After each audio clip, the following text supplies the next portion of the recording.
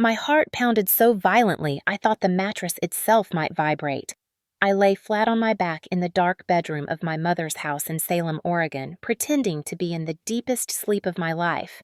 Every breath had to be measured steady, believable. The faint glow from the hallway bled across the carpet, enough for me to keep my eyes cracked open just a sliver. The mug of chamomile tea still sat on the nightstand. Steam curled up in lazy ribbons, but the cup was not what he believed it to be. I had poured the liquid down the sink minutes earlier and replaced it with plain water laced with a thin swirl of honey. If Rick thought he had drugged me again, he was wrong. The sound came slowly at first, a whisper of weight pressing onto the old floorboards. Then a long, groaning creak. My entire body tensed. I had grown up in this house. I knew which spots moaned under pressure, yet tonight each sound struck like a warning bell. The shape in the doorway was broad and hunched. Rick Halverson. My stepfather moved with deliberate slowness, not the clumsy stagger of a drunk, but the precise control of a man who had rehearsed every step. At 55, he should have looked weary, but his movements carried purpose. He went straight to the corner by the window, knelt and slid his fingers into the gap of the wood. My lungs burned as I forced myself to keep breathing evenly. The scraping noise of wood shifting against wood filled the silence. A board lifted. He reached down and pulled out something heavy, a dull gleam catching the faint light. A box, metallic, hidden under my floor. He cradled it like it was treasure. My throat tightened. I wanted to jolt upright, to demand answers, to rip that box away, but instinct told me to stay motionless. Training at Fort Lewis had drilled it into me: control the urge, gather intel, strike only when the moment is right. I pressed deeper into the mattress muscles, stiff with restraint. Papers rustled as he opened the lid. I heard the soft shuffle of photographs, the faint thud of stacked envelopes, the click of plastic covers. He paused, holding something close to his face. I saw only the shadow of his shoulders and the bent tilt of his head, but I could almost feel his satisfaction. My chest pounded harder, each heartbeat a warning. How many nights had he stood there while I lay drugged and unconscious? How many times had he opened that box under the floor, inches away from where I slept, believing I would never know? I thought of the bitter taste I had ignored in my tea, the mornings when my body felt strangely sore, the times I woke to find my phone not where I left it. The evidence was no longer in my imagination. It was crouched right in front of me, flesh and blood, shifting through secrets he had buried in this house. He slid the items back into the box, every move slow and practiced, then lowered the board into place. The sound was soft, almost tender, but it made my skin crawl. He straightened to his full height, and for a terrifying instant his shadow fell across my bed. I held my breath, willing my chest to rise and fall in the steady rhythm of sleep. The air grew thick with the scent of whiskey, mixed with the metallic tang of grease from his garage. My pulse roared in my ears. He did not leave. He stood there looming over me. Seconds dragged like hours.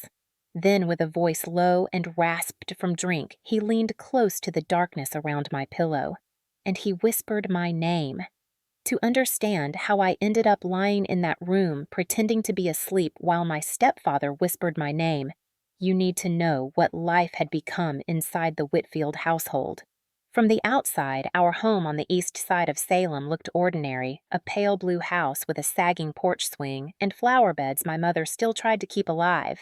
Neighbors waved when they saw Rick fixing an old car in the driveway. He looked like the image of a hard-working man, the kind who spent weekends under the hood of a pickup with a wrench in one hand and a can of beer in the other. They did not see what happened once the garage door shut. I was 19, barely out of basic training at Fort Lewis in Washington, proud to wear the patch of the National Guard. For the first time in my life, I thought I was building something of my own. The call to serve had given me focus, discipline, purpose. My plan for that short break was simple: visit home, spend time with my mother, catch up on sleep before the next phase of training. I had convinced myself that 2 weeks in Salem would be uneventful. I was wrong. My father, the man whose name I carried, died when I was 6. I remember the folded flag at his funeral more than I remember his face. My mother Susan remarried when I was 12. She told me Rick would be good for us, that he would bring stability. What she never admitted was that stability came at the cost of silence. From the beginning, Rick set the rules. He decided who I could talk to, where I could go, how late I could stay out. At first, he hid it behind the language of concern, safety, responsibility, discipline. But by the time I was old enough to drive, I realized it was about control. My mother rarely challenged him. If she did, it ended in slammed doors and days of cold shoulders. So she stopped. By the time I left for training, our house felt less like a home and more like a checkpoint I had to pass through carefully. Returning after graduation should have felt triumphant. Instead, the moment I set my duffel on the floor, I sensed the old tension settling back over me. My mother hugged me quickly, already glancing toward the kitchen, where Rick stood with his arms folded, his smile practiced too wide, the kind of smile people use when they know others are watching. He asked about my training, about the miles I ran each morning, about the rifles we learned to clean and fire. But there was no pride in his voice, only a faint edge, as if he needed to measure my strength against his control. That first night, he brewed the tea. Chamomile honey stirred and placed carefully in the same blue ceramic mug. He set it down beside me with a look of concern. "You need your rest, Anna. Training must be exhausting." I was grateful, or at least I told myself I was. My body ached from weeks of drills, and the warmth of the tea felt comforting. I sipped, thanked him, and went to bed without questioning the bitterness that lingered on my tongue. The next morning, I woke disoriented, as if I had been pulled from a depth too heavy to climb out of on my own. My phone was on the wrong side of the nightstand. My duffel was zipped, though I remembered leaving it open. My mother insisted I must be tired, but something in Rick's satisfied smirk unsettled me. I told myself it was nothing. Soldiers were supposed to be tough. I had survived mud-shouting instructors and sleep deprivation. Surely a little tea could not undo me. Still, a voice deep in my gut whispered that something was wrong. A voice I would not fully hear until it was almost too late. The following days slid into a routine that felt uncomfortably familiar. Rick positioned himself as the gatekeeper of the household. He asked who I texted, what errands I planned, even how much time I spent outside. My mother avoided the tension by keeping herself busy with laundry or long grocery runs. The silence between them was its own kind of language, one I had learned to read years ago. When Rick spoke, she nodded. When Rick frowned, she disappeared into the kitchen. I tried to tell myself I could endure 2 weeks. I had survived worse at Fort Lewis, but control in uniform was different. In training, rules were clear, punishments predictable, and the purpose always tied to something larger. At home, control was slippery, personal, laced with unspoken threats. One evening, a neighbor from 2 houses down stopped by to return a borrowed ladder. Rick laughed easily with him on the porch, slapping his back, offering a beer.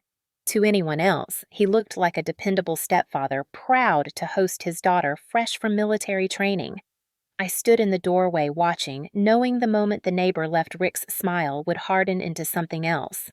That night, the tea appeared again, the same mug, the same honey. This time, I noticed how carefully he watched me as I lifted it to my lips.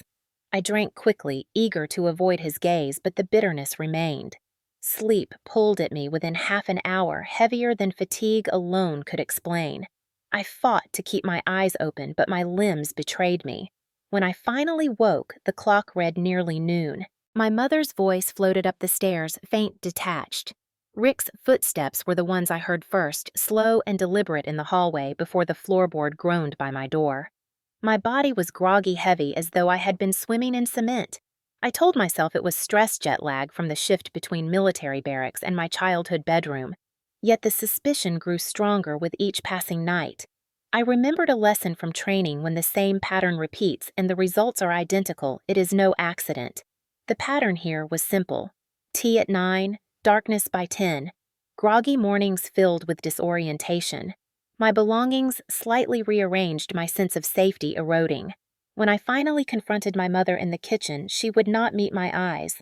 "You've been working too hard, Anna," she murmured, drying the same glass 3 times. "Your body needs rest."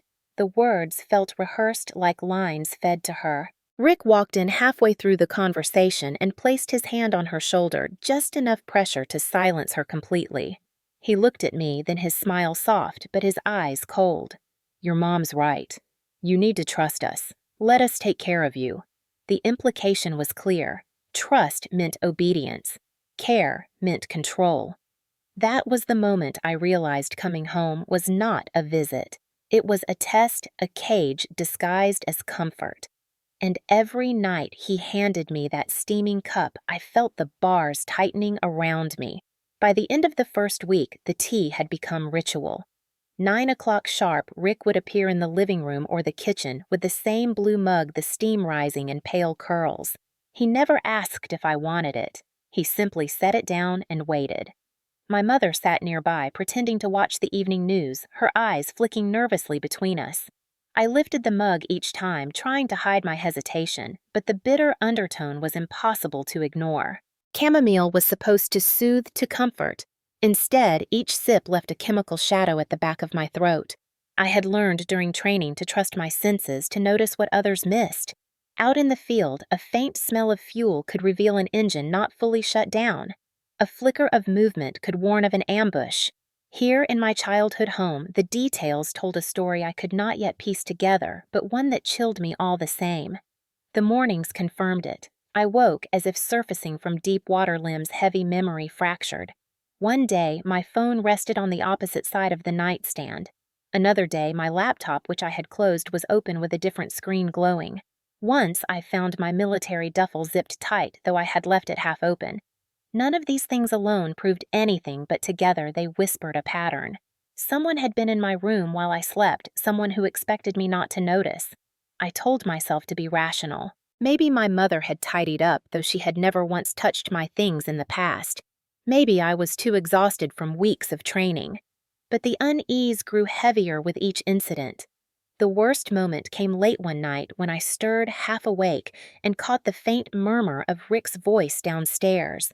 His tone was nothing like the joking stepfather neighbors saw. It was clipped serious, as though he was reporting to someone. I strained to hear, pressing my face into the pillow to keep my breathing steady.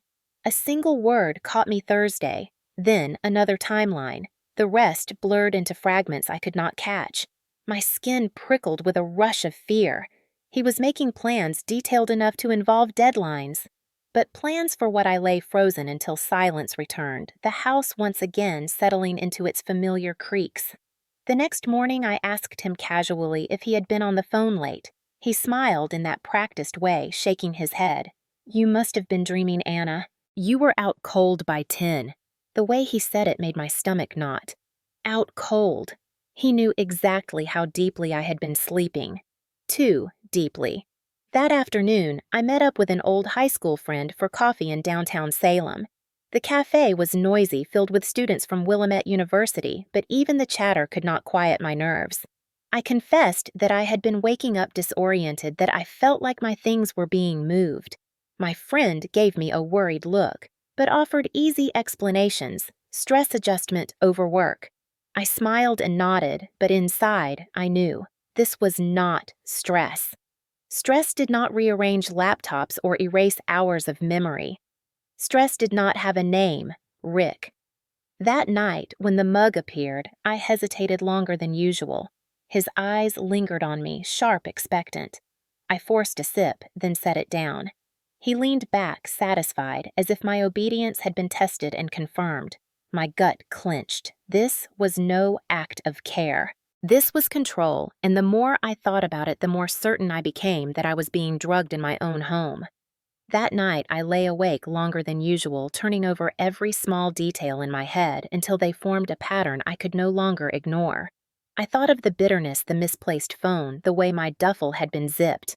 I thought of his voice downstairs saying Thursday and timeline. I thought of my training at Fort Lewis, where we were taught to verify assumptions before acting and to collect evidence when we could.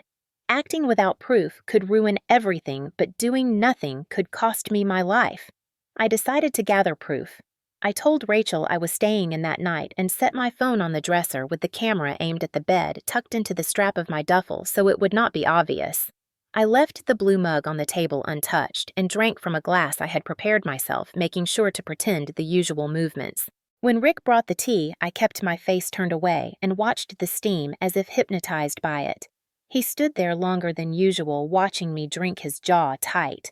After I felt the heaviness creep in, I climbed into bed and lay very still, forcing my breathing to match the cadence of someone who had been drugged. The camera on the dresser clicked softly as it recorded the room in the blacked-out hour. I could hear his steps before I saw him, the heavy tread of a man who moved through his own house with calculated certainty. He paused at the doorway and then walked to the corner by the window where the floor had a loose board we always complained about fixing. He bent and pried it up with a small crowbar he kept in the garage. The sound of the wood shifting was louder than I expected. He lifted a box out, and the small metallic edge flashed in the dim light. For the first time, the fear that had lived as a knot in my stomach turned into something like cold clarity. He opened the box and began rifling through its contents. Paper photos, a small vial that glinted under the lamp. My hands shook inside the blankets, but I did not move. He hummed to himself a sound that might be contentment or calculation.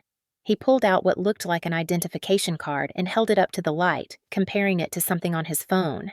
His mouth curled into the same expression I had seen that night by the floorboards, the expression I now understood as the smile of someone who believed they had planned perfectly. I watched him photograph pages with his phone, his touch precise, his eyes scanning for details. He took out a thin stack of photographs and spread them on the bed like a deck of cards. Then he flipped through them with a casual cruelty.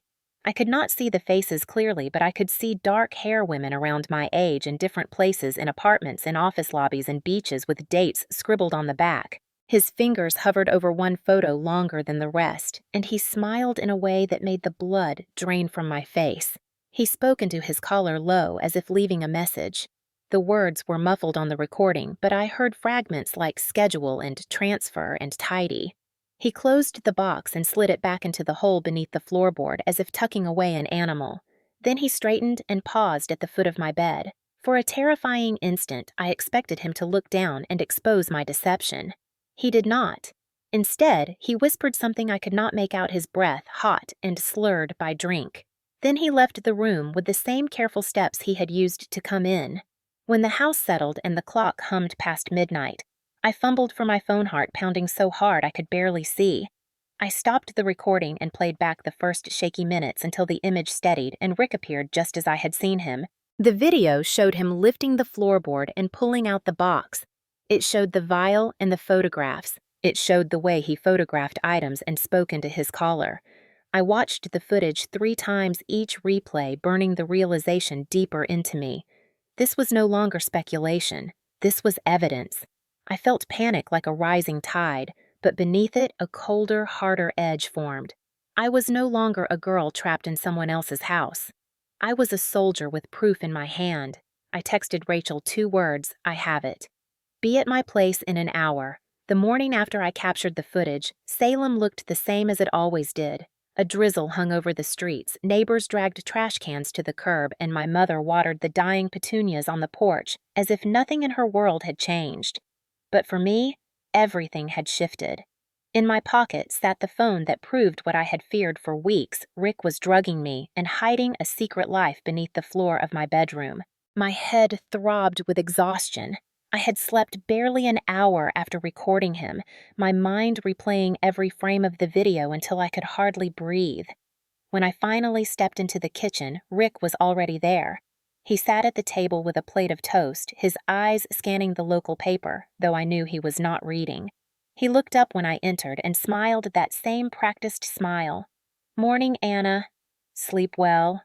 My throat tightened. I forced a nod, poured myself coffee, and kept my back to him. "Better," I said, hoping my voice sounded casual. Inside, fear rattled against anger, like 2 blades clashing. I thought of the box of the photos of women spread across the floor of the vial that caught the light. He was not just controlling. He was preparing something far darker. When my mother drifted in her face, pale and tired, she avoided my eyes. She set plates down and busied herself with dishes that did not need cleaning. I watched her hands tremble slightly as she moved. She knew more than she admitted, but fear had caged her into silence. I wanted to scream at her to demand why she let this continue, but my training whispered patience. Timing was everything. I slipped out by noon telling Rick I was meeting a friend for coffee. He asked which friend. I lied, naming someone from high school he vaguely knew. His smile never faltered, but I caught the flicker in his eyes, a calculation as though he was filing away the information. The cafe downtown was loud with college students, but Rachel and I found a corner booth. She leaned across the table, her dark hair falling forward, eyes sharp with worry. "You said you had it," she whispered. My hand shook as I pulled the phone from my pocket and slid it across to her. "Watch." For the next 10 minutes, she studied the footage, her face shifting from disbelief to horror. When the clip showed Rick lifting the floorboard, she covered her mouth. When the vial glinted, she looked up at me, her eyes wide. "Anna, this is not just weird behavior. This is criminal." I swallowed, my throat dry. "I know. And those photos? The women? I don't know who they are." But he kept looking at them like they were pieces of a plan. Rachel sat back, her fingers tapping the table. "You can't stay there. Not another night." I shook my head. If I leave suddenly, he'll know I suspect something. I need more proof enough that no one can deny what he's doing. If I run now, it's just my word against his, and you know how he looks to everyone else. The helpful stepdad, the mechanic, the neighbor who waves. She hesitated, then nodded. "Okay, then we plan this smart. Record more. Collect everything you can. But promise me one thing, Anna. Promise me you'll stay alert. If you think you're in danger, you get out immediately." Her voice cracked on the last word. I promised, though the weight of the lie pressed heavy on me, because I knew the danger was not days away. It was already inside the walls of that house. That evening, I walked back into the living room to find Rick polishing his tools at the dining table, each wrench and socket lined neatly. He looked up as I passed. "You're quiet tonight." I shrugged, tired. He studied me too long before setting the wrench down. "Maybe you should get to bed early. I'll bring you your tea." My stomach twisted, but I forced a small smile. "Sure." He seemed satisfied, turning back to his tools, humming softly. Upstairs, I positioned my phone again this time, angling it to capture both the bed and the window corner. When the tea arrived, I lifted it to my lips, pretending to sip while letting the liquid slide into my cheek before spitting it discreetly into the tissue tucked in my sleeve. He lingered in the doorway, watching. When I set the mug down empty, his grin widened. "Good girl," he said. The words made my skin crawl. He turned away, and I knew the night was only beginning. The house settled into silence after my mother retreated upstairs. Rick stayed in the garage longer than usual, and I used the time to steady my nerves. I lay in bed, every muscle taut, waiting for the familiar rhythm of his steps. The glow of the clock on my nightstand crept past midnight when I finally heard it. The door eased open with a whisper. I closed my eyes, heart pounding, and let my breaths lengthen into the heavy cadence of false sleep. The board by the window gave its faint groan. Through the narrow slit of my lashes, I saw his silhouette kneeling the crowbar, sliding into the same groove. The scrape of wood lifted the air around me like a blade. He drew out the metal box again, setting it carefully on the floor. His head bent low, as though bowing to a ritual. He opened the lid, and the rustle of paper filled the room. This time he took his time, sorting murmuring under his breath. I caught fragments of words, half sentences, schedule, transfer clean. Then he pulled out the photographs. I forced my eyes to stay still as he spread them across the floor one by one. Even from across the room, I saw dark-haired women in different settings, parking lots, office doors, front porches. Some images looked like they had been taken without the women noticing. Others had dates scrawled on the back in thick marker. My stomach turned to ice. He studied one photograph longer than the others, his mouth curling into that calculating smile. He placed it aside, separate as though it was the next piece in his sequence. Then he reached for a small vial. The liquid inside shimmered under the hallway light, clear but unmistakably potent. He held it up to his face, tilting it back and forth with the admiration of a craftsman. My throat burned as I fought to keep my breathing even. He set it down carefully, then took out a notepad. His handwriting scratched quietly across the page. I would later learn what he had written, a timeline, a plan. But in that moment, all I had was the sound and the terror of knowing that every stroke of the pen was another step towards something meant for me. When he finished, he closed the box, tucked everything back inside, and slid it beneath the floorboards with meticulous care. Then he did something that nearly shattered my composure. He walked to the side of my bed. He bent low, so close I could smell the sour trace of alcohol mixed with the grease that clung to his clothes. My skin prickled as his shadow covered me. He whispered my name, softly, testing, almost playful. Anna. I froze, my heart hammering so loudly I feared he would hear it. He waited. When I did not move, he straightened and left the room, closing the door with the same slow precision he had used to open it. I lay rigid for what felt like an eternity before reaching for my phone. My hands shook as I stopped the recording and played it back. There he was, on the screen, captured frame by frame, lifting the board, opening the box, laying out the photographs, examining the vial, writing in his notebook, whispering my name. Proof. It was no longer suspicion or intuition. It was evidence that no one could dismiss. I sat there in the dark, trembling, clutching the phone against my chest. For weeks, I had doubted myself, told myself I was paranoid, told myself I was imagining the bitter taste in the tea. But now I had it in my hands. Undeniable. Terrifying. Proof that my stepfather was not only controlling me, but building something sinister around me. And I knew this was just the beginning. The morning after I caught him whispering my name, the house looked deceptively ordinary. Sunlight spilled weakly through the kitchen blinds, catching the dust in golden lines. My mother scrambled eggs at the stove, humming a tune that faltered each time Rick cleared his throat at the table. He glanced up from his plate when I walked in, eyes sharp, but his voice casual. Sleep better? The words dug under my skin. He always asked that question, and now I knew why. He wanted confirmation that the tea had done its work, that I had been unconscious while he prowled through my room. I forced a faint smile and poured coffee. Yeah, better. I sat across from him, keeping my posture steady the way I had been trained. Inside, my mind spun. My phone in my pocket held undeniable footage, yet it felt like a burning coal I could not show, not yet. I needed a plan. Proof was only the first step. I excused myself after breakfast, muttering something about visiting the library.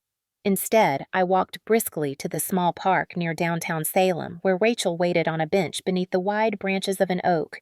She wore a hoodie pulled up against the drizzle, her face pale with tension. "Did you get more?" she asked the moment I sat down. I handed her the phone. "Watch." She scrolled through the newest clip, her mouth tightening as Rick's figure appeared prying up the floorboard, pulling out the box. When the photograph slid across the carpet, Rachel closed her eyes.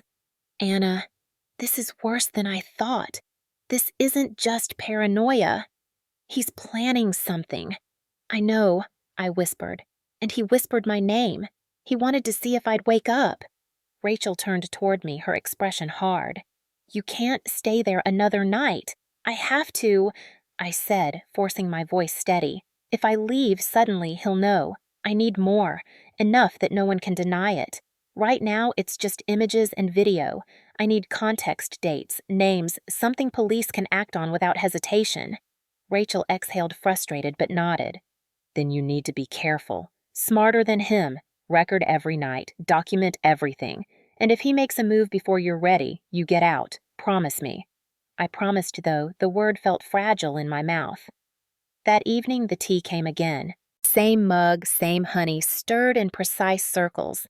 His eyes followed the rim of the cup to my lips, waiting. I forced myself to sip, then set it down. He leaned against the doorway, arms folded. "Big day tomorrow," he said lightly. "Your mother wants to visit the farmer's market." My stomach twisted. His tone was too casual, rehearsed. That night, I set the phone at a new angle, capturing the desk and the door, as well as the bed. I lay still, waiting, feigning the descent into drugged slumber.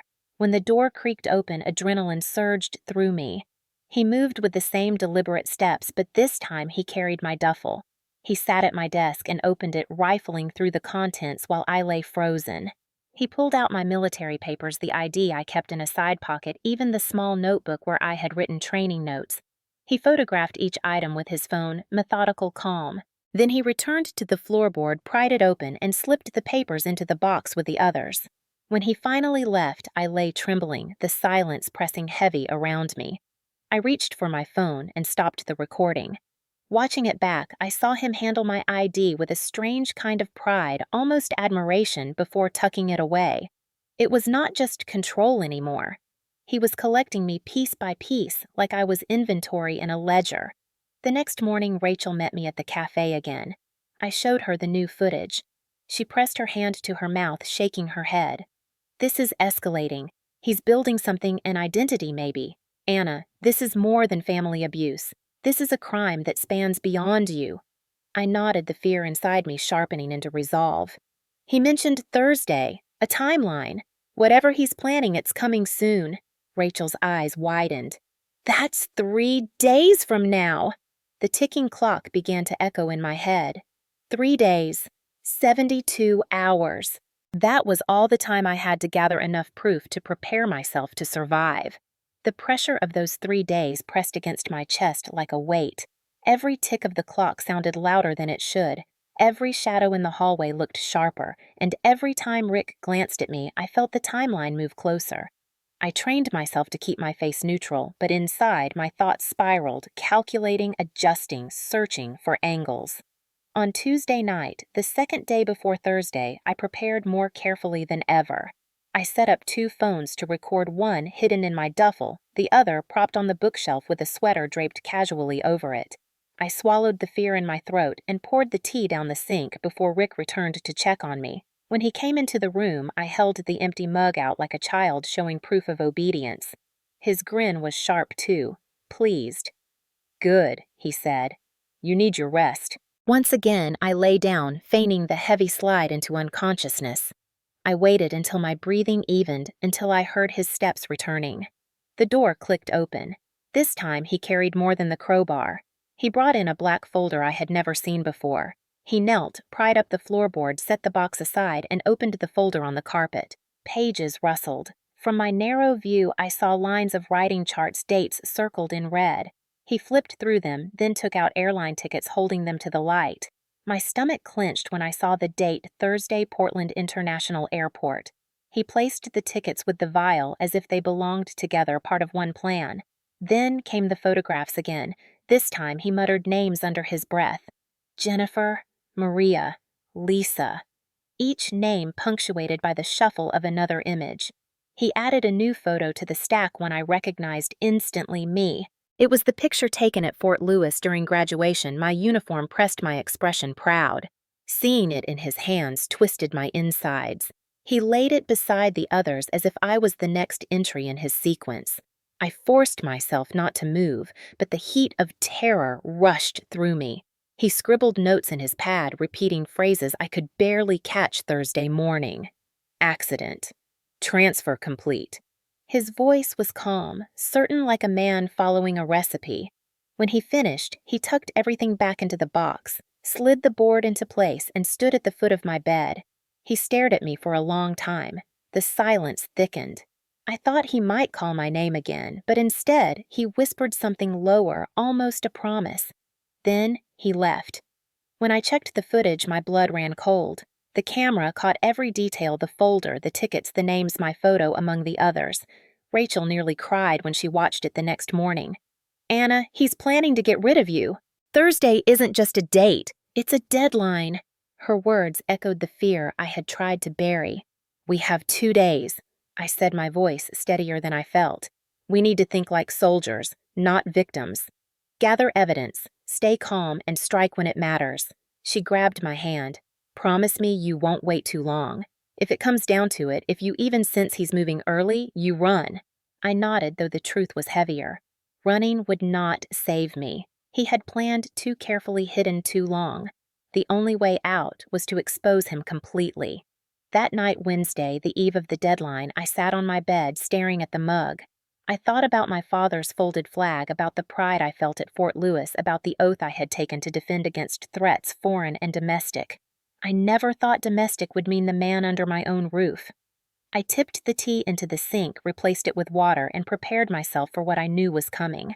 Rick believed Thursday was the day he would finish his plan. For me, Thursday was the day I would end his. By Wednesday afternoon, the walls of that house felt like they were pressing closer with every breath. I could not eat. My mother drifted around the kitchen, humming nervously, avoiding my eyes. She set down groceries without looking at me, her hands trembling so slightly she probably thought I wouldn't notice. Rick had gone out early, saying he had errands at the parts shop in South Salem. The moment I heard his truck rumble down the street, I knew it was my chance. I closed my bedroom door, locked it, and knelt by the window. My hands shook as I worked the crowbar into the groove, the way I had watched him do it so many nights. The wood lifted with a reluctant creak, and the smell of dust and metal rose from the cavity below. My stomach turned as I pulled out the box and set it on the carpet. It was heavier than I expected its weight, promising answers I both needed and dreaded. I flipped the latch. Inside lay the familiar stack of photographs and papers, but in daylight, the horror multiplied. There were more passports than I had glimpsed, at least 5 each with Rick's face, but a different name. Thomas Keller, Daniel Hodge, Matthew Stone. The photos varied just enough in beard hair length or glasses to pass a casual glance. My heart hammered as I set them aside, my fingertips damp with sweat. Beneath the passports were thick envelopes stuffed with cash. I pulled one open and counted quickly 20s and 50s in neat bundles, at least $10,000. Another envelope bulged with smaller bills, worn and stained as though they had been passed from hand to hand countless times. I imagined the lives stripped away to fill these stacks, and bile rose in my throat. Then I saw the documents, folders marked with names, each one corresponding to a woman's photograph. Jennifer Walsh, age 28, last seen in Seattle. Lisa Chen, 31, from San Francisco. Maria Rodriguez, 26, from Phoenix. Their faces stared up at me, each beautiful in an ordinary way, captured smiling or walking or unlocking cars. I recognized one newspaper clipping tucked into Jennifer's folder, "Local woman missing." My vision blurred. I whispered their names aloud, my voice shaking. Each folder contained more copies of driver's licenses, printouts of work IDs, bank statements. He had collected entire identities, prepared to become them or erase them as needed. And then there was a folder with my name on it, Anna Whitfield. My lungs seized. Inside were copies of my military ID, my Social Security card, even the form I had filled out at Fort Lewis only weeks ago. There were photos of me I had never seen, me at the grocery store, me walking back from the park, me leaving the recruiting office. Every move documented, every detail cataloged. The handwriting scrawled along the margins made my blood run cold. Transfer of funds. Accident Thursday morning. Cover story prepared. I dropped the folder, my hands trembling uncontrollably. For the first time, the full weight of his plan sank in. This wasn't only about drugging me or controlling me. He had been preparing to erase me, just like the others. I forced myself to dig deeper. At the bottom of the box was a vial wrapped in cloth. I unwrapped it carefully, holding it to the light. Clear liquid sloshed inside, deceptively harmless. I remembered the bitterness in the tea, the heaviness that dragged me into unconsciousness. This was no simple sedative. My training told me it was something stronger, something that could easily be fatal in the wrong dose. I snapped the box shut, my chest heaving. Every instinct screamed to run, to flee Salem, and never look back. But I thought of Rachel's voice, steady and urgent. Collect everything. Build the case. And I remembered the oath I had taken. I was not powerless. I was not a helpless victim. I was a soldier, and I had to see this through. I replaced the box, carefully sliding the board back into place until it looked untouched. My reflection in the mirror caught me off guard, my face, pale eyes wide, jaw clenched. I barely recognized myself, but I also saw something stronger, resolve. I knew now the truth of who Rick was, and I knew the timeline was real. Thursday was the end game. The only question left was whether it would be his or mine. I sat frozen on the edge of my bed, my pulse hammering so hard it echoed in my ears. The box was back under the floor, the board slid into place, but I felt as if the evidence still lay in plain sight, glowing with menace. My hands smelled faintly of metal and dust, and I rubbed them against my jeans as if I could wipe away the truth I had just uncovered. My stepfather wasn't only a man with a temper and a taste for control. He was a predator who had crafted entire false lives, stolen women's identities, and left them to vanish. And now my folder lay among theirs. I pulled my phone from my pocket and typed furiously, fingers trembling. "Meet me at the park in 1 hour. Bring notebook." Rachel replied almost instantly, "Be careful. Don't let him see." When I stepped into the kitchen, Rick had returned, his jacket draped over the chair, his boots left by the door. He looked up from his plate of reheated leftovers with a faint smile. "Library, good." My throat clenched, but I forced a nod. "Quiet." Just what I needed. He studied me a moment longer than felt safe, then shrugged and returned to his food. My mother glanced up briefly, her eyes darting between us, then lowered her gaze to her plate. She knew something, maybe not the details, but enough to keep her silent. I hated her for that silence, but I also pitied it. She was caught in the same web, only she had stopped fighting years ago. At the park, Rachel sat bundled in her hoodie, notebook open on her lap. I handed her my phone and described everything I had found. Her pencil scratched rapidly across the page, outlining the details. 5 fake passports, multiple women's folders, newspaper clippings, cash envelopes, my own folder with the words "Accident Thursday morning" scrawled on it. Her eyes widened at each revelation. "Anna, this isn't just abuse. This is organized crime. He's repeating the same cycle with you that he did with the others." Hearing it aloud made my stomach twist, but it also steeled me. "That's why we can't wait. Thursday is tomorrow. We don't have time for mistakes." Rachel chewed her lip, then leaned closer. "We need to involve the police. This is beyond us now." Her words hit hard. Part of me wanted to run directly to the nearest station to hand over the footage, the notes, and beg them to lock him up before morning. But another part, colder and sharper, reminded me that evidence without timing could backfire. If he sensed the net closing before they had everything, he might vanish. He had done it before. "We wait one more night," I said. "We let him make his move and we catch him in it. That's the only way to end this." Rachel's hand gripped mine tight. "Then I'm staying close. If you give the signal, I'll be there." We agreed on the signal, 3 flashes of my bedside lamp. She would park a few blocks away, ready to call Detective O'Connor, the officer she had already reached out to quietly through a campus contact. It was a fragile plan, but it was all we had. That evening, the atmosphere inside the house was different. Rick hummed under his breath while he sorted tools in the garage, his movements brisk, energized. My mother folded laundry in silence, her eyes hollow. I watched them both, the normal rhythm of family life stretched thin over something rotten and dangerous. When Rick brought me the mug at 9, his grin lingered longer than usual. "Drink up," he said softly. "Tomorrow's going to be a big day." I raised the mug, my hands steady though my stomach churned. I let the liquid touch my lips, then slipped it into the sink when his back was turned. Upstairs, I set the lamp beside my bed, its cord coiled neatly ready for the signal. My phone recorded once again, but this time I knew it would not just be for me. It would be for the police, for the women whose faces haunted that box, for the girl in the uniform photo who deserved to live her life. As I lay down, forcing my breathing to slow, the clock ticked toward midnight. Tomorrow was Thursday. Tomorrow, the plan would end his or mine. The hours leading up to Thursday felt like a march toward a battlefield. Everything around me seemed amplified, the drip of the faucet in the kitchen, the rustle of the curtains in the draft, the metallic scrape of Rick's toolbox opening and closing in the garage. I could feel my pulse in my fingertips, steady but forceful the way it had during rifle drills at Fort Lewis. Training taught me discipline, but nothing could prepare me for the fact that my enemy now lived under the same roof and that the battlefield was my childhood home. Rachel came over in the afternoon under the pretense of returning a borrowed sweater. She handed me a folded paper bag in the driveway, her face tight with urgency.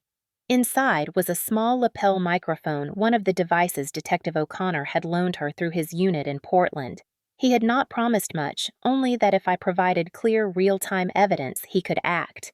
It was a risk, but it was the only option. Rachel leaned in close. "Hide this under your collar tonight. Keep your phone recording too. If things turn violent, flash the lamp. Don't hesitate, Anna. Don't try to handle him alone. Her words pressed into me, but I already knew. I was not planning to be reckless. I was planning to be deliberate, to do what soldiers do: prepare, adapt, overcome. I hugged her quickly before slipping back inside, tucking the bag beneath my arm. Rick was in the living room polishing his boots. He looked up, eyes narrowing slightly. "Friend of yours?" "Yeah," I said, forcing a casual shrug. "Just dropping something off?" He studied me longer than was comfortable, then grunted and returned to his boots. I spent the rest of the afternoon in my room, the microphone tucked neatly beneath the collar of a plain shirt, my phone angled discreetly toward the bed. I tested the lamp 3 times, flicking it off and on. The cord clicked faintly in my hands, a sound that steadied me. This was my lifeline. This was how I would survive the night. Dinner was a tense ritual.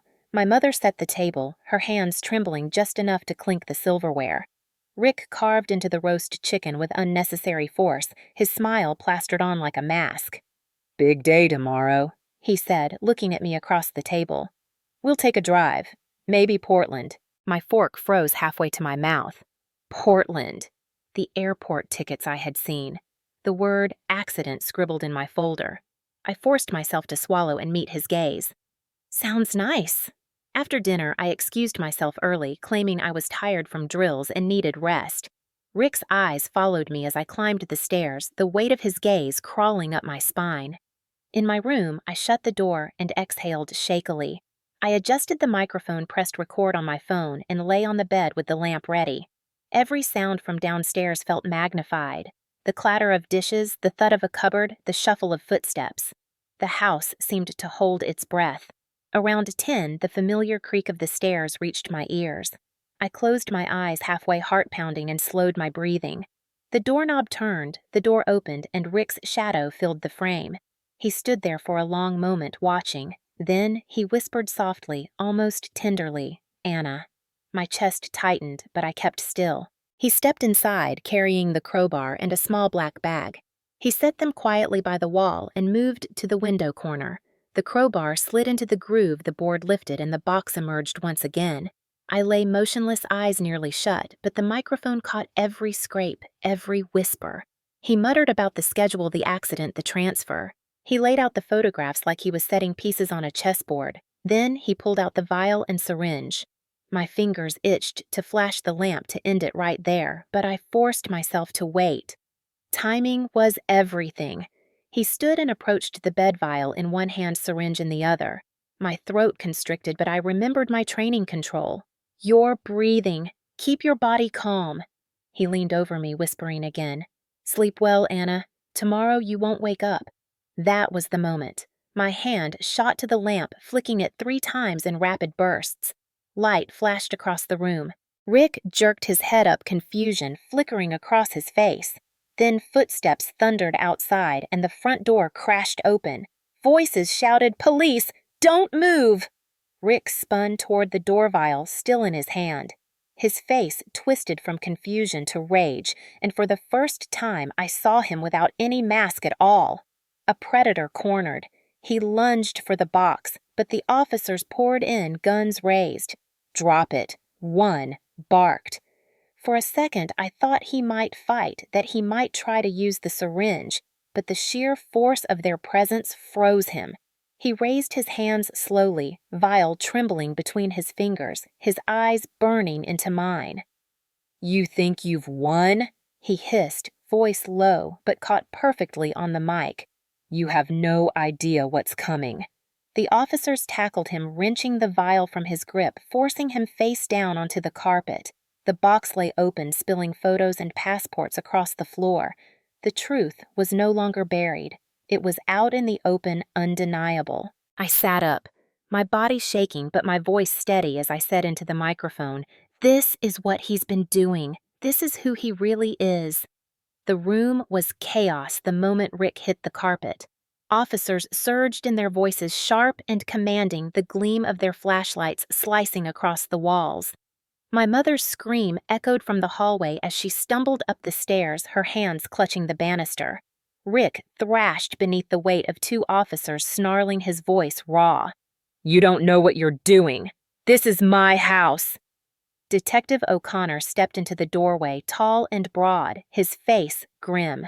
He looked straight at me, then at the open box, spilling its contents across the floor. "We've got what we need," he barked to his team. "Secure him! Bag everything!" His voice was calm, but urgent, the voice of someone who had walked into darkness before and knew exactly how to cut through it. Rick's face pressed against the carpet, his cheek reddening under the officer's knee. His eyes found me, and the look he gave was pure venom. "You little traitor! You think they'll save you? You're nothing without me." His words should have broken me, but instead I felt a surge of strength. For the first time in years, he was the one trapped, not me. I glanced at the photos scattered on the floor. Jennifer Walsh's face stared up frozen in time. Maria Rodriguez, Lisa Chin, others I didn't recognize. Each woman was a reminder that this night was bigger than my survival. This was justice for all of them. My throat tightened, but I kept my eyes on Rick as the officers wrenched his hands behind his back and snapped the cuffs in place. Downstairs, more officers fanned through the house. I heard drawers slamming open, cabinets being searched, radios crackling. The sound of boots against the hardwood felt like a rhythm, steady and certain, a drumbeat announcing that the tide had turned. Rick was dragged to his feet, his wrists bound, his curses filling the air. "You have no evidence," he spat. "You think some photographs mean anything. This is all fabricated." Detective O'Connor stepped closer, his eyes cold. "We have more than photographs. We have recordings. We have your voice. We have witnesses." He nodded toward me. "And we have her courage." Rick laughed a low, bitter sound. "She's just a kid, a scared little soldier playing detective." His words hit like sparks, but they didn't burn this time. I straightened, pulling my shoulders back the way I had on the parade ground at Fort Lewis. "No, Rick," I said, my voice steady. "I'm the one who ended your game." For a moment, silence rippled through the room, the weight of my words hanging heavy. Rick's smile faltered, and I knew he understood. The power had shifted. The predator had been caught. But the night wasn't finished. Not yet. Officers escorted him down the stairs, his boots dragging against each step. My mother followed her face ashen, her eyes wide with disbelief. She kept muttering, "No, this can't be true. He wouldn't." But even she couldn't deny the evidence spilling from the box upstairs. As they reached the bottom floor, Rick twisted suddenly, his body jerking against the officer's grip. His voice rang out wild and desperate. "You don't know who I am. You don't know who I work for." The words cracked through the house, sending a chill down my spine. His voice wasn't just anger. It was a warning. Detective O'Connor shoved him against the wall, pinning him hard. "Save it for the courtroom." But the damage was done. The room fell into uneasy silence, everyone processing the implication that Rick wasn't acting alone. The air inside the house shifted after those words left Rick's mouth. Officers exchanged quick glances, their movements suddenly sharper, more urgent. The radio on Detective O'Connor's shoulder crackled with updates from the team searching the garage. "We've got more documents down here. Multiple IDs, unmarked vials, cash bundles, cash." He wasn't bluffing. Rick smirked even as his cheek pressed against the wall cuffs digging into his wrists. "See, I told you. You think you've stopped something, but you've just scraped the surface." His tone was taunting, meant to shake me. For a flicker of a second, fear rose like bile. If he wasn't alone, what else was waiting out there? But then I remembered the faces in those photos, the women whose lives had been erased. I swallowed hard and forced my voice steady. "You won't erase me. Not tonight. Not ever." My words carried across the room, silencing even my mother. She stood near the bottom of the stairs, clutching the railing, her face pale. "Rick, tell them it's not true," she whispered, her voice thin and breaking. But Rick only laughed that low, mocking laugh I had come to know so well. "Susan, wake up. You've lived under my roof long enough to know better. You just didn't want to admit it." Tears welled in her eyes, but she said nothing. The silence told its own truth. She had seen the signs. She had chosen not to act. The officers pulled Rick toward the front door, his boots scraping the hardwood. He shouted again, his voice echoing off the walls. "You can't keep me! I've walked away from worse! People need me out there. You'll regret this. His voice cracked into something primal, a mix of rage and desperation. Detective O'Connor's response was calm, almost cold. The only place you're walking is into a cell. He motioned for his team, and they shoved Rick through the open doorway into the night, where red and blue lights spun across the quiet Salem street. Neighbors had gathered in clusters, their faces glowing in the patrol car beams. Murmurs rippled through the crowd as they watched the man they thought they knew dragged away in cuffs. The friendly mechanic, the neighbor who waved while mowing his lawn, exposed as a predator with a box of stolen lives under his floor. Standing on the porch, I felt the weight of dozens of eyes turn toward me. I should have felt exposed, vulnerable, but instead, a strange calm filled me. The truth was no longer locked inside my bedroom. It was here in the open, undeniable. For the first time, Rick wasn't the one in control of the story. I was. As the cruiser door slammed shut behind him, Rick twisted his head to look at me one last time. His eyes burned with hatred, but also with something darker, fear.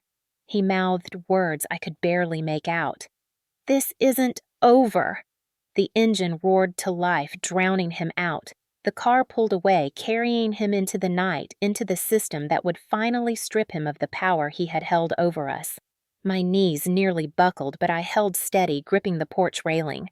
Rachel appeared from the shadows across the street, her hoodie pulled low. She rushed to me, wrapping me in a hug so fierce it knocked the air from my lungs. "You did it," she whispered, voice shaking. "You ended it." For a moment, all the fear, all the tension broke, and I allowed myself to believe her. But even as I leaned into that fragile comfort, the echo of Rick's warning lingered in my mind. He wasn't acting alone, and somewhere out there others like him might still be waiting. The hours that followed blurred into a haze of paperwork, flashing lights, and the hollow thud of adrenaline draining from my body. Inside the house, officers cataloged every item from the box, passports, photos, vials, cash, while neighbors whispered outside, their voices rising and falling like waves. By the time the patrol cars pulled away with Rick in custody, Salem's quiet street felt permanently altered. Nothing about this neighborhood would ever look the same again. I sat at the kitchen table under the harsh overhead light, a detective's voice guiding me through statement after statement. My hands shook as I signed each page, but I forced myself to stay steady. Every detail mattered: the bitterness of the tea, the misplaced phone, the late-night whispers, the vial glinting in his hand. Each piece stitched together the story of who Rick really was. My mother sat across from me, her face gray and drawn. She kept rubbing her hands together as if trying to wash something off. When an officer asked her what she knew, she stammered, avoiding eye contact. I didn't know it was that bad. I thought he was just strict. Controlling. Her voice cracked, but the detective's expression didn't soften. "Mrs. Whitfield, he's facing charges of attempted murder, identity theft, and likely more once our investigators finish reviewing this evidence. You lived with him. You never thought to ask why your daughter woke up groggy every morning." My mother shrank under the weight of the question, her silence screaming louder than any answer. When the officers left, the house was eerily quiet. The ticking of the kitchen clock filled the silence. I stared at my mother waiting, but she didn't look up. Finally, I spoke, my voice low and sharp. "You knew. Maybe not everything, but you knew enough. And you chose to stay silent." Her shoulders trembled. "Anna, I was scared. I thought if I kept the peace, he'd leave you alone." My chest tightened with a bitter laugh. "Leave me alone. He was poisoning me in my own bed, and you served me that tea without asking questions." Her tears came then, soft and useless. I wanted to feel pity, but anger burned hotter. She had chosen fear over me, silence over truth. And now we were both paying the price. By morning, the story had broken. Local news vans lined the street, cameras pointed at the house. Headlines flashed across: Salem mechanic arrested in identity fraud scheme, attempted murder suspected. Reporters called him a trusted neighbor, a father figure, a man with secrets. They called me the stepdaughter who survived. I hated the word survived. Survival wasn't triumph, it was a scar. When I returned to Fort Lewis 2 days later, my commanding officer pulled me aside. He had seen the reports, heard the whispers. He placed a firm hand on my shoulder. "You showed discipline, Whitfield. You gathered evidence, you held steady, and you helped us take down a dangerous man. That's not just survival. That's courage." His words steadied me, but the ache remained. Back in Salem, the fallout spread quickly. Rick's garage business shuttered overnight. Customers who once praised him crossed the street when they saw my mother. Neighbors who waved from porches now whispered behind curtains. My mother called me, her voice trembling, begging me to come home, to talk, to forgive. I didn't answer. Some wounds couldn't be mended with apologies whispered into a phone. Rachel stayed close through it all. She sat with me on long drives, letting the silence carry what words couldn't. One night, parked by the Willamette River, she turned to me. "You stopped him, Anna, and you exposed what he was. That matters, for the women who didn't get the chance." Her words sank deep. I thought of Jennifer, Maria, Lisa, the faces on the carpet, the folders in the box. They hadn't had the chance to fight back to survive. But I had. And maybe that survival could mean something more than just a scar. The fallout was messy, painful, but it was also the start of something new. For the first time in years, the house on our street no longer belonged to him. The shadows had lifted, replaced with the harsh but cleansing light of truth. And as much as it hurt, as much as it scarred, I knew this. I had fought back, and I had won. The courthouse in downtown Salem looked ordinary from the outside: brick walls, tall windows, the flag snapping in the wind. But stepping inside that morning, I felt the weight of everything pressing down at once. This wasn't just a trial. It was the reckoning for years of silence, for the nights of poisoned tea, for the faces of women whose stories ended in shadows. I sat at the witness table, uniform pressed back straight, palms sweating. The courtroom buzzed with low murmurs, reporters scribbling in notebooks, townspeople craning for a glimpse, even neighbors from our street leaning forward as if watching a show. The air smelled faintly of old wood and coffee, but beneath it all was the sharp tang of nerves. Rick sat across the room, shackled at the wrists, a bland suit hanging awkwardly on his frame. His hair was combed, his expression smooth, but his eyes still burned with the same cold defiance. When our gazes met, he smirked just a fraction, as if to remind me he still thought he had control. The prosecution laid out the evidence with methodical precision. Photos of the box, the passports, the envelopes of cash. The vial analyzed by the state lab revealed to contain a powerful sedative strong enough to incapacitate within minutes. They played the recordings, the scrape of floorboards, his voice whispering my name. The words, "accident, Thursday morning." The jury leaned in their faces, pale, their pens stilled. Then it was my turn. The bailiff swore me in, and I took the stand. My hands trembled as I adjusted the microphone, but my voice came out clearer than I expected. "My name is Anna Whitfield.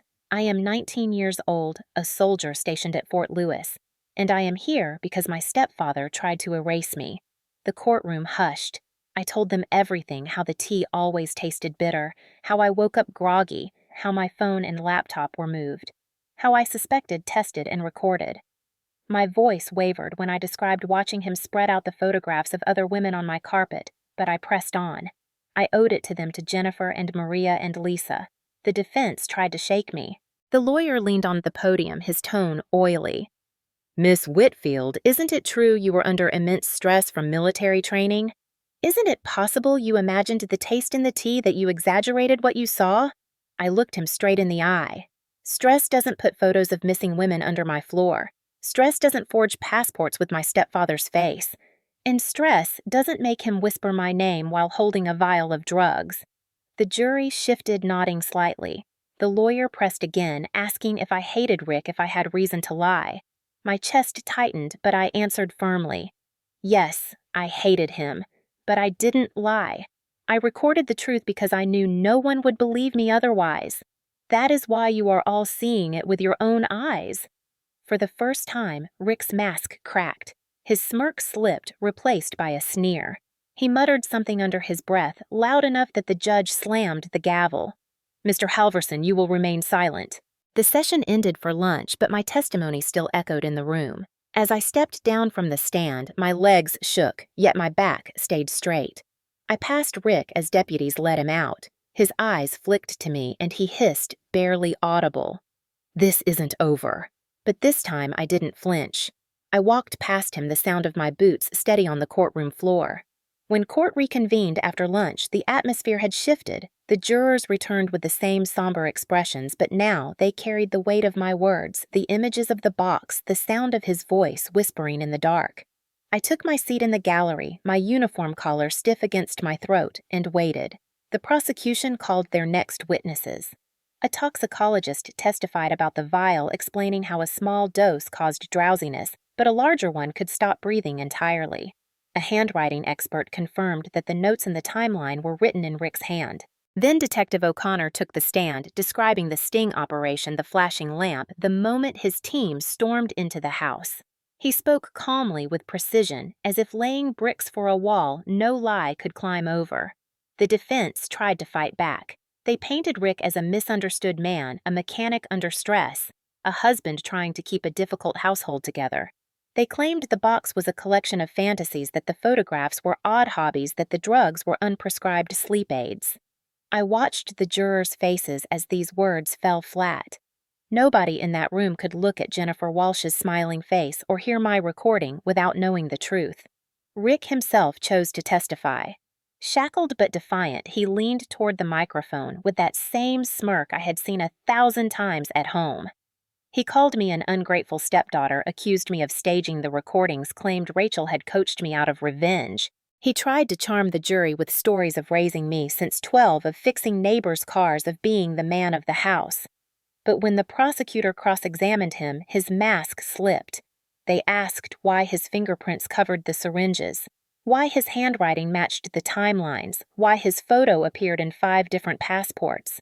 His answers faltered, his voice sharpened, and finally he snapped, shouting that he did what he had to do. The judge banged the gavel as murmurs erupted in the gallery. That one sentence was enough. He had revealed himself without meaning to. Closing arguments sealed it. The prosecution's voice rose with quiet fury, reminding the jury of the women whose lives had ended when their identities were stolen, reminding them of my testimony, reminding them of Rick's own words. "This is not a man who made a mistake," the prosecutor said. "This is a predator who planned, controlled, and nearly executed the erasure of another life. You hold the power to stop him." The jury deliberated for less than 3 hours. When they returned, I gripped Rachel's hand so hard my knuckles whitened. The foreman stood, his voice steady. "On the charge of attempted murder, guilty. On the charge of identity theft, guilty. On the charge of possession of controlled substances, guilty. On the charge of fraud, guilty." Each word fell like a hammer. Rick's face drained of color, but his eyes never left mine. Even as the judge pronounced the sentence 25 years without parole, he glared at me with the fury of a man who had lost control. The deputies pulled him away, his voice hoarse as he shouted across the room, "You think you've won, Anna. You'll never be safe." The judge silenced him with the gavel, ordering the bailiffs to remove him. The heavy doors shut behind his figure, and the sound echoed like finality. The gallery exhaled as one. I sat very still, letting the verdict wash over me. Relief was sharp, almost painful, but behind it lingered the ache of everything we had lost. Justice had been served, but scars remained. Still, as I stepped out into the cold Salem air, cameras flashing, reporters shouting questions, I held my chin high. For the first time, Rick's voice was nothing but background noise. My story was no longer his to control. It was mine. When the trial ended and Rick was taken away for the last time, I thought I would feel nothing but relief. In a way, I did, like a cord had finally snapped, releasing years of pressure. But freedom, I learned, doesn't come neatly packaged with a verdict. It arrives in fragments, often carrying the weight of grief alongside the lightness of survival. I left Salem within a week. My commanding officer approved a transfer back to Fort Lewis, and stepping through the gates of that base felt like crossing from shadow into light. The routine of drills, the sharp bark of orders, the crisp weight of my uniform, it grounded me, reminded me who I was outside of the walls where Rick had tried to control me. Among my fellow soldiers, I wasn't the stepdaughter who survived. I was Private Whitfield. I was someone building a future on her own terms. Still, the silence of the nights pressed heavy. Sometimes I would wake to the faint creak of imagined footsteps, my heart racing, until I remembered the locks, the guards, the fact that he was behind bars. Other times I dreamed of the photographs scattered on my carpet, the nameless faces looking up at me. Those nights I sat on the edge of my bunk, breathing through the memories until dawn. Healing wasn't a straight line, it was a battlefield of its own. My mother called often. Her voice was fragile, full of apologies. "Anna, I didn't see. Or maybe I didn't want to see. Please, I need you to understand." Each call tore at me. Part of me longed for the mother I used to know, the one who read me stories as a child, who held me when my father's folded flag arrived at our door. But another part of me couldn't forgive her silence, her willingness to look away, while Rick poisoned me. I answered politely, but kept my distance. Boundaries, I realized, were a kind of armor too. Rachel became my anchor. She drove up to Fort Lewis once a month, bringing coffee and her steady presence. Sometimes we sat in silence by the sound, watching the water catch the evening light. Other times we laughed like the teenagers we used to be before life twisted into something darker. She never asked me to forget. She just reminded me I wasn't alone. One evening, after a long day of training, I stood on the parade ground as the sun dipped behind Mount Rainier. The air was cool, sharp with pine, and for the first time in months, I felt peace ripple through me. I thought of the faces in the box, Jennifer, Maria, Lisa, and whispered their names under my breath. They hadn't been able to reclaim their stories, but I could, and I would carry them with me not as ghosts, but as reasons to keep moving forward. Slowly, I began to reclaim pieces of myself. I learned to drink tea again, choosing brands with no bitterness, steeped carefully in my own mug. I went on long runs at dawn, letting the rhythm of my feet pound out the fear. I volunteered at a support group in Portland on weekends, speaking quietly to women who carried bruises inside and out. Each time I shared even a piece of my story, I saw their eyes change, fear softening into something like hope. Healing didn't erase the past, but it reshaped it. Rick's voice, once the soundtrack of my fear, became just another echo in a courtroom I no longer had to enter. My mother's silence became a warning of what not to accept in others, and my own survival became proof that even in the darkest corners, light can break through if you hold steady long enough. By the end of that year, I stood in uniform on the pier in Seattle, the ocean stretching wide and endless before me. The wind caught my hair, and I whispered the words that had carried me through. Justice isn't given. It's fought for. For the first time, I truly believed them. Time has a way of sanding down the sharpest edges of memory, but it never erases the grain. Even years later, I can still taste the bitterness of that tea when I close my eyes. I can still hear the scrape of wood as Rick pried up the floorboard. But now those sounds no longer paralyze me. They remind me why I keep fighting. After the trial invitations began to arrive in my inbox, first from local advocacy groups, then from regional coalitions. They wanted me to share my story, to stand before women who had been silenced and show them that survival was possible. At first, I hesitated. My instinct was to stay quiet, to let the past sink into the background. But Rachel said something that stuck. Anna's silence is how men like him win. Telling your story is how you make sure he loses, even behind bars. So I spoke. The first time was in a church basement in Portland, to a circle of 20 women sipping coffee from paper cups. My hands shook as I told them about the tea, the photographs, the ticking clock toward Thursday. I expected pity, but what I saw instead was recognition. Nods. Eyes brimming with tears, not just for me, but for themselves. When I finished, a woman across the circle whispered, "Because you spoke, I can too." That moment changed me. I realized my survival wasn't just mine. It belonged to every woman who needed proof that fear didn't have to win. I kept speaking. Community centers, college campuses, eventually conferences where law enforcement and military leaders listened as I described how control could fester inside a home unnoticed until it nearly claimed another life. Each time I told the story, the weight grew lighter. The military supported me too. My commanding officer encouraged me to serve not just with weapons and drills, but with words. "Whitfield, he told me you fought a battle most never face. Use that discipline to make change." So I did. I worked with the Victim Services Division, helping soldiers' families recognize warning signs, pushing for policies that ensured no one's silence could shield an abuser again. There were nights I still woke in a sweat, certain I had heard Rick whisper my name from the shadows. But when those echoes came, I reminded myself of the truth: he was behind bars. The women's faces in that box still haunted me, but now they guided me like silent comrades, urging me forward. And slowly, the community that once whispered about the stepdaughter who survived began to see me differently. No longer a victim, no longer just a headline, but a soldier and an advocate. Salem's newspaper ran a story titled "From Poisoned Tea to Public Voice: Anna Whitfield's Fight for Justice." It felt surreal, but it also felt right. The legacy I carried wasn't about him anymore. It was about the power of choosing to resist, the courage of gathering proof, the strength of standing in a courtroom and saying, "This is what happened to me." It was about teaching others that their voices mattered, that silence could be broken. Sometimes when I look back, I wonder what my life would have been if I had ignored the bitterness in that tea, if I had brushed aside the unease and told myself it was only stress. I might not be here to ask the question. That thought humbles me every day. It also fuels me. Because I know there are others right now sitting at kitchen tables, brushing away the signs, convincing themselves it is nothing. My voice is for them. I began working with state legislators, pressing for stronger protections for survivors of domestic abuse and identity theft.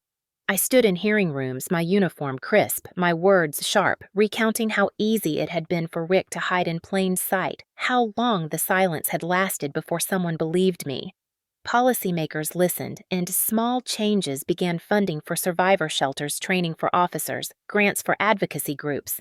They were not sweeping victories, but they were steps. Each step mattered.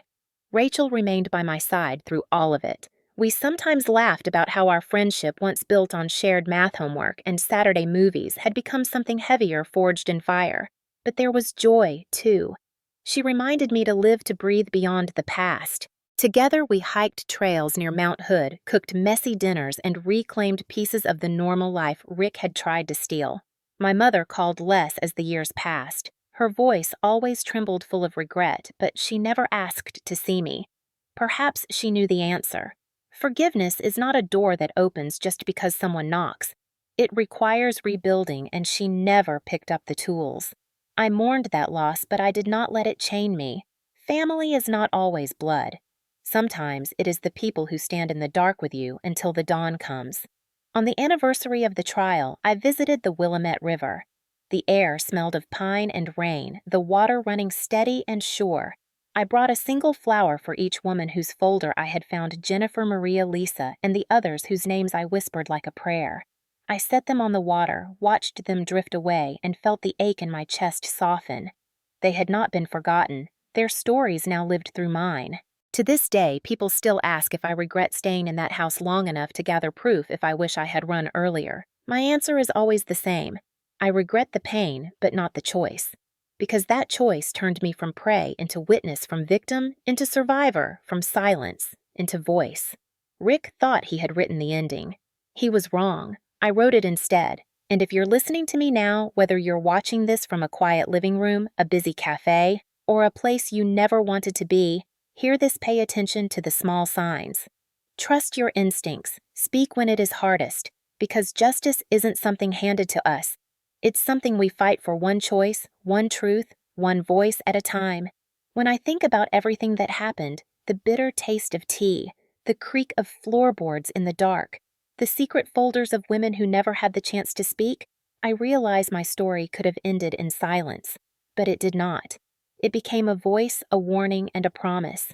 My journey taught me that danger often hides in plain sight, cloaked in the familiar, smiling in photographs, whispering in voices we once trusted.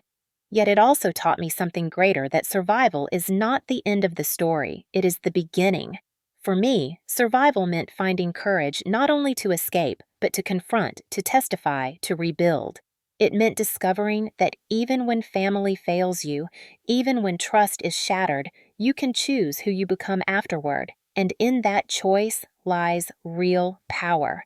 My stepfather believed he controlled the script, but I proved that the pen was always in my hand. I share this because too many people stay quiet. They question their instincts, doubt their own experiences, or fear not being believed. That silence gives abusers the cover they crave. But silence is also what they fear most when it breaks. The moment I recorded, the moment I spoke, the moment I stood in court, it turned the tide. Truth became my weapon. So if you are listening right now and something in your life feels wrong, if the words, the actions, the small signs gnaw at you, don't dismiss them. Trust your inner voice. Find support. Speak out. You may not wear a uniform like I do, but courage does not come from rank or title. It comes from the decision to fight back when fear tells you to stay still. And now I want to ask you something. If you were in my shoes alone in that bedroom, heart pounding, pretending to sleep while danger crept closer, what would you have done? Would you have confronted him sooner or waited like I did until the proof was undeniable? I want to hear from you. Share your thoughts in the comments. Your words may be the encouragement someone else needs tonight. If my story moved you, if it reminded you of your own strength, don't forget to like this video and subscribe. And if you know someone who needs to hear it, share it. Because stories are not just entertainment, they are lifelines, warnings, and sometimes the spark that ignites change. I fought for justice, and I found it. But this isn't only my fight, it belongs to everyone who believes that truth deserves a voice. Together, by speaking, by listening, by standing with survivors, we make sure that stories like mine do not end in silence, but in strength.